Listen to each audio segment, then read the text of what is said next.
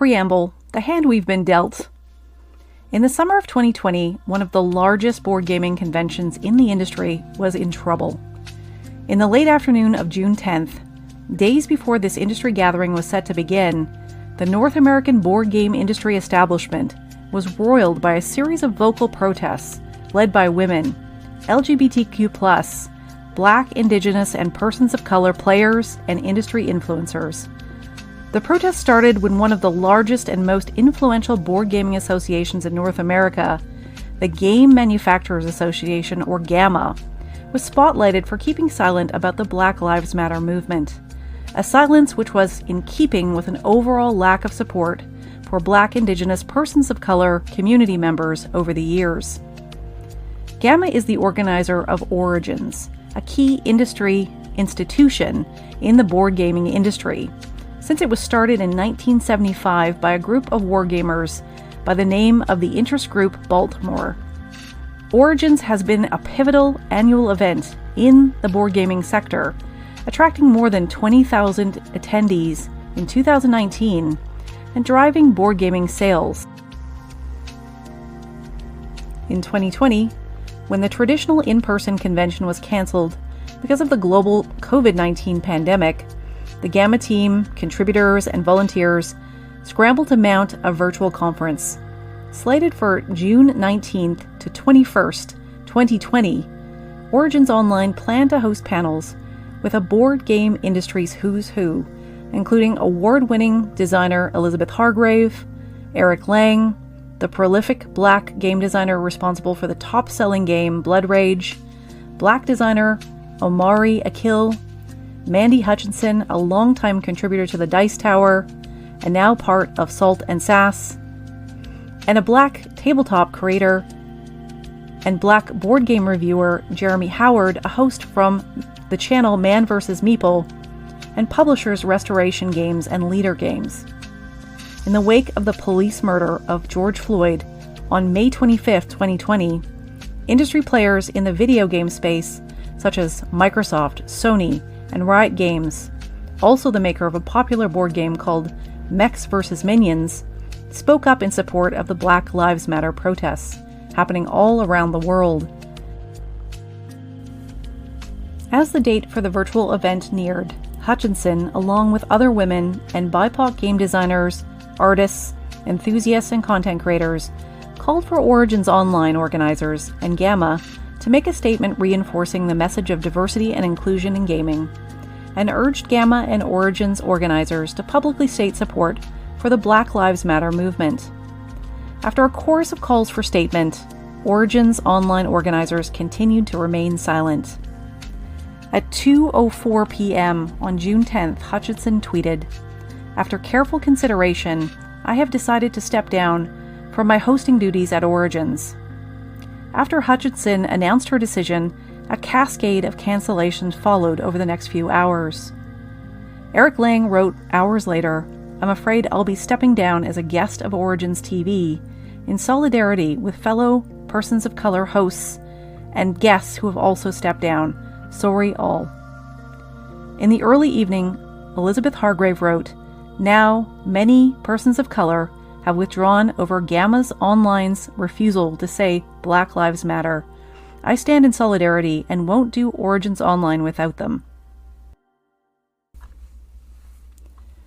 Origins Online participants and exhibitors continue to announce their solidarity with the hosts who announced their departures and dropped out, hour after hour, until finally Origins Online organizers issued a statement canceling the entire event outright later that same evening, stating, quote, "We cannot responsibly hold our virtual convention, Origins Online, in this setting.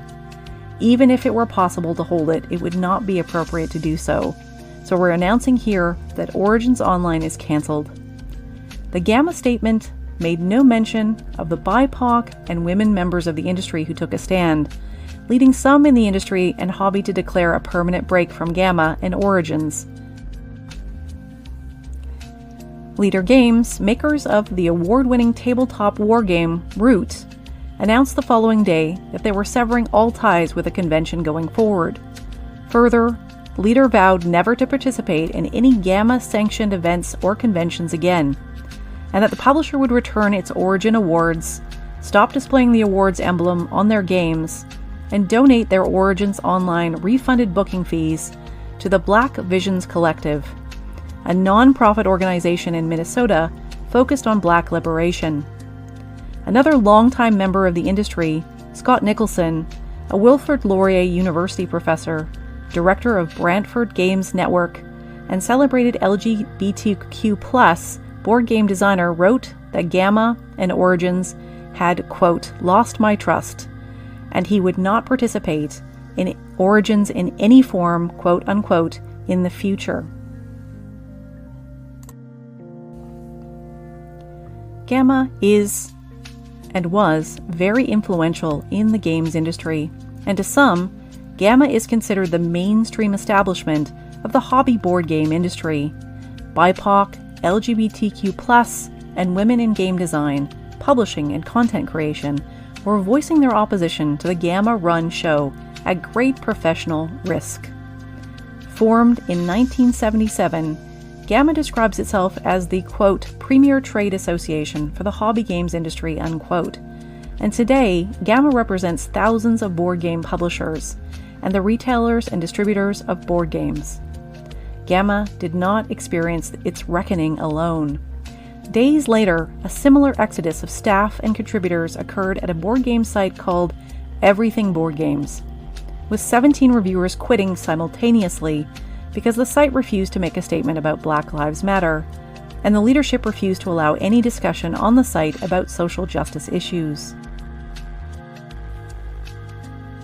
The site's remaining editor responded by calling the former reviewers' joint statement, quote, false and defamatory, unquote, and accused them of engaging in, quote, lies and cyberbullying, adding that the board game review site had, quote, no interest in virtue signaling, requiring the membership of our community to prove their moral and ideological purity, and all the other nonsense that comes with adopting that kind of mindset, unquote.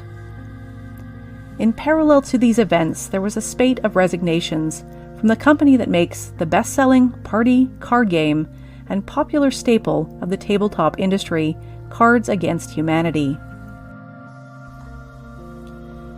The Cards Against Humanity organization had been said to be a toxic, abusive work environment, particularly to quote women, particularly women of color.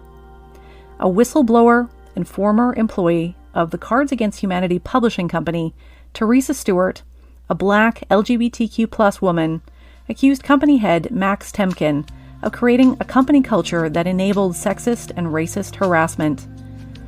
Feminist Frequency founder and media analyst Anita Sarkeesian acknowledged she was complicit in not doing more to call out problems within the company, and for accepting donations from Temkin, and conducting herself with, quote, passivity and continued silence, unquote, when she heard the accusations against Temkin and Cards Against Humanity. The cross-section of protests represented a convergence of calls for increased support for women, BIPOC, LGBTQ+ players and industry members in the board gaming industry.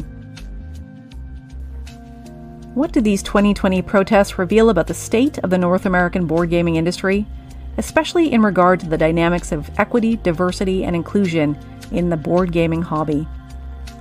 The board gaming sector continues to undergo gender and racial reckonings, mirroring other evolutions and revolutions happening in other cultural and industry spaces. I'm going to explore the dynamics at play in the board gaming sector and hobby in the podcast to follow. I am Dr. Tanya Popeda, and this has been my podcast series, the very first episode of my PhD dissertation on board gaming and representation. I hope you liked it. This is part of a weekly ongoing series exploring gender, racial, and sexual orientation dynamics in the board gaming sector and hobby. The next episode will appear on Monday. Thanks so much for listening. I really appreciate it. If you like this podcast series, please like, subscribe, and share it with a friend. It means a lot to me. Thanks for listening.